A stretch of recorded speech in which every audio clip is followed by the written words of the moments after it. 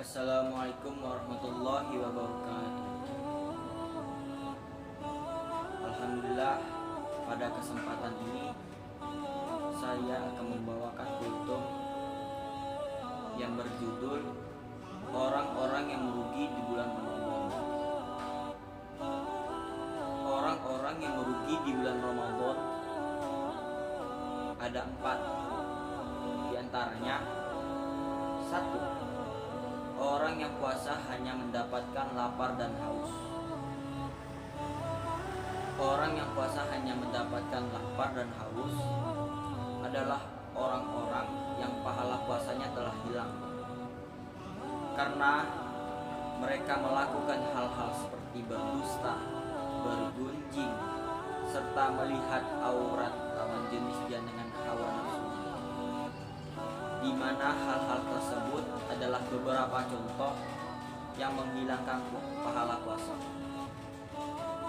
Dan Nabi Muhammad SAW bersabda, "Rubba so'imin hadzuhu min siyamihi ju'u wa atoshu." Betapa banyak orang yang berpuasa namun dia tidak mendapatkan dari puasanya tersebut kecuali rasa lapar dan dahaga. Hadis riwayat At-Tabrani.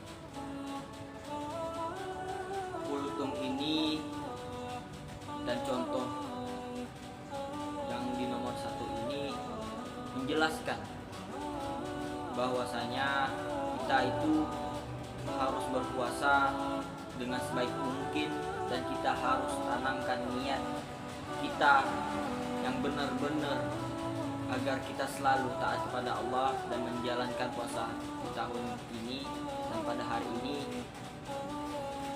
dengan rasa niat dan tanggung jawab agar puasa kita tidak sia-sia. Puasa sia-sia itu tersebut adalah puasa yang dimana kita tidak bekerja di hari itu, dengan maksud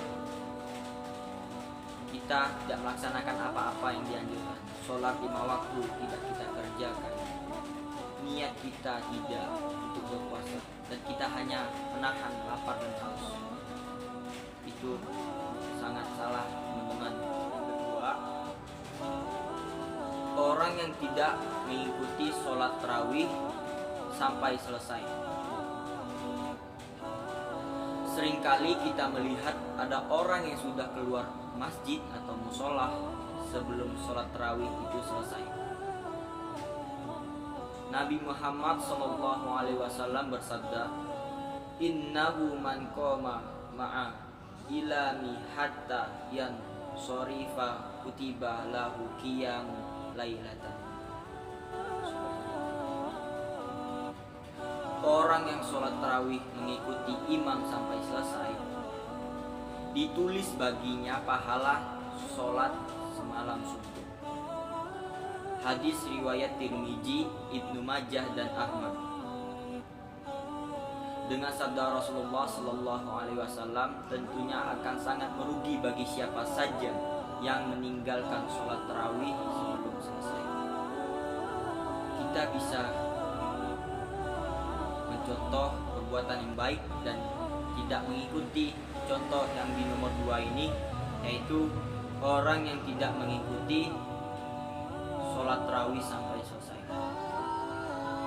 Seringkali ya kita melihat teman-teman kita, tetangga, dan saya sendiri juga pernah keluar masjid atau musola sebelum sholat tarawih itu selesai. Nah, gimana kita agar sholat tarawih itu kita bisa selesai dan mencapai sholat witir dan tadarus?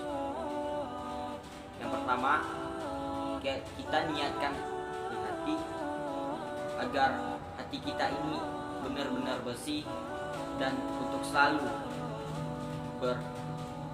beribadah kepada Allah agar kita terbebas dari godaan syaitan.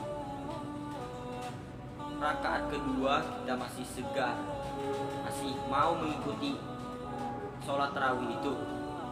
Di rakaat keempat kita mulai capek berdiri. Dan rakaat selanjutnya ke-6, ke-8 dan seterusnya, dan menginjak sholat witir, disitulah godaan terbesar kita. Karena apa? Disitulah godaan syaitan yang mulai berkeliaran untuk menggoda umat-umat yang sedang beribadah. Dan kita itu harus benar-benar sabar. Kenapa? Agar kita itu sabar untuk menjalankan ibadah. Jangan terburu-buru, jangan mikir kemana, kesini, jaga.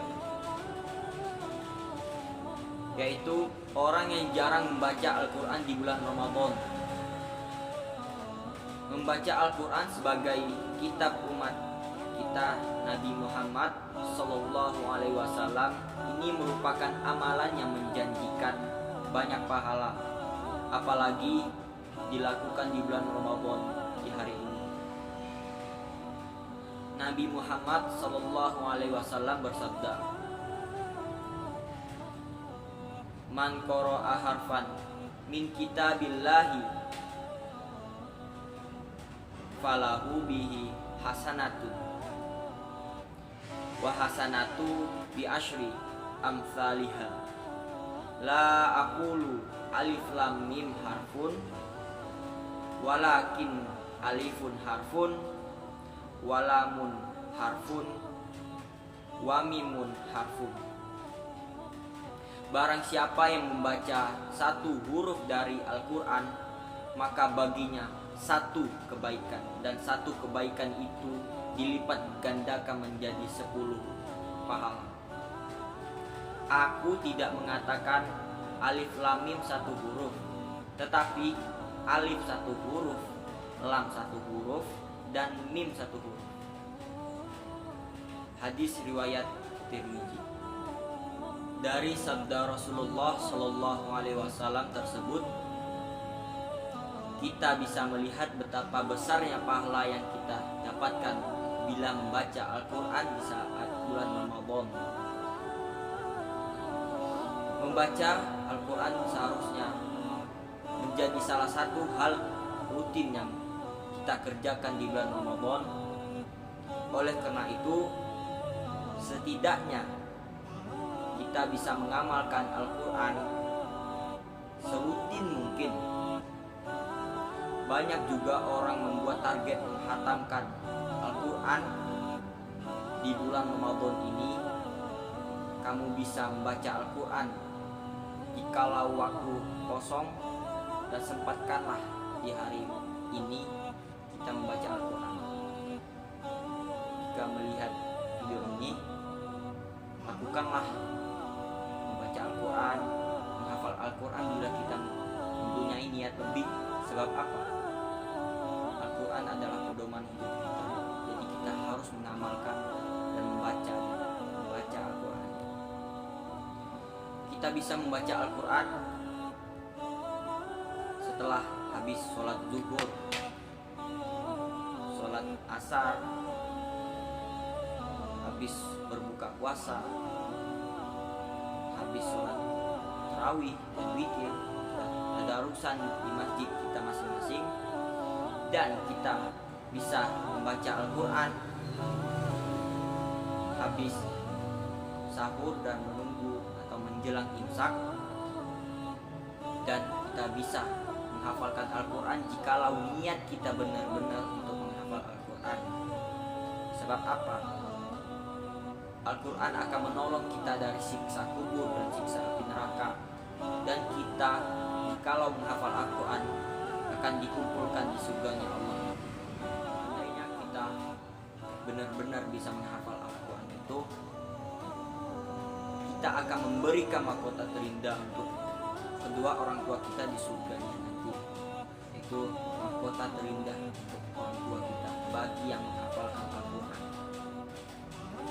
Masya Allah. Yang nomor 4 ialah orang yang tidak menjaga sholatnya. Sholat adalah yang agama. Jadi sholat adalah amalan yang terpenting bagi seorang umat Islam. Tentunya tidak hanya di bulan Ramadan saja kita diwajibkan untuk sholat, tetapi setiap hari dengan tidak terkecuali.